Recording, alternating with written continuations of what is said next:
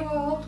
So today I have something really special with me, which is this gigantic box of books. And this is my fairy tale collection, or at least part of it. There are about the same amount of fairy tale books back at home, but these are the most important ones that I took with me. And I thought today I'd share some of those with you. Now, the reason I collect fairy tale books is, first of all, obviously, because I love fairy tales. The stories, but also the illustrations. I just think they're really, really magical, and I have a lot of good memories of my parents reading me fairy tales and me learning to read by reading fairy tale books. So they just mean a lot to me.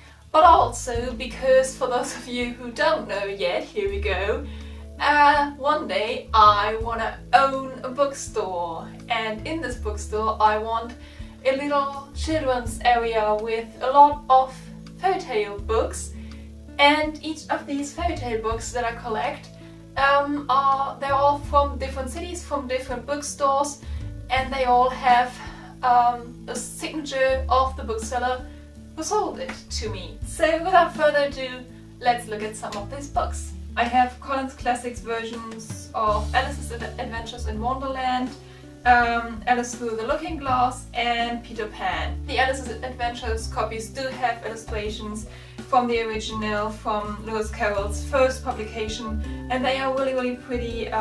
They are actually quite detailed, and yeah, I do quite like these. Then we have this beauty, which is Cornelia Funke's Reckless fairy tale book. So Cornelia Funke wrote, or is still writing, this book series called Reckless, which is about a boy who can travel between our world and a fairy tale world. So this is a collection of every fairy tale she used for that and her comments on that. This one I actually don't know that much about, but it's quite interesting. These are the Rhineland Sagen. I live in the south of Germany, and here we have what is called the Rhineland, so it's a region around the river Rhine. And these are some, legends, you could say, about this region, about the people who've lived here, about the kings and queens and princesses and whatever. And I bought that in a shop here, and I just really like it. Then we have one of my favorite fairy tale books. This one was one that I actually owned as a kid myself.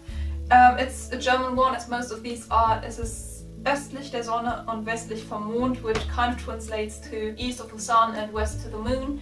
And those are, for one, real fairy tales, but also like fairy tale parodies. So my favorite one of this is the parody of Red Riding Hood, where she is, I think, a robot, and the wolf is trying to kind of destroy the robot. I don't remember quite how it was, but it's just really, really funny. Then we have this bad boy, which is a little bit destroyed, as you can see here, because this was the fairy tale book that I got in 2001 by my mother, and this was kind of the one I learned reading with, and it just has the most gorgeous illustrations ever. I love this so, so much. This is probably a book that I'll keep for the rest of my life. I want to read out of this for my kids, and yeah, it just means a lot to me, and I love it, and it's my favorite fairy tale book ever.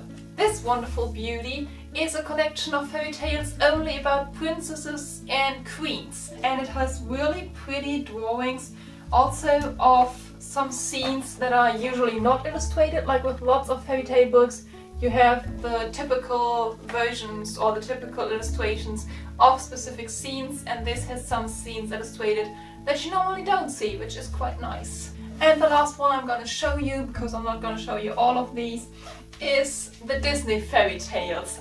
This is something I bought at a flea market actually, and it just has the Disney illustrations and the Disney versions of the stories, which I think is quite nice and will also hopefully work really well at my bookshop one day, because I think this is what kids know and it's probably what they're like. So yeah, that's that. But yeah, I hope you liked this video. Maybe I'll do a second part when I'm back home with the fairy tales I have there. Let me know if you want that. And apart from that, I hope you always have a reason to smile, and I shall see you next week. Goodbye!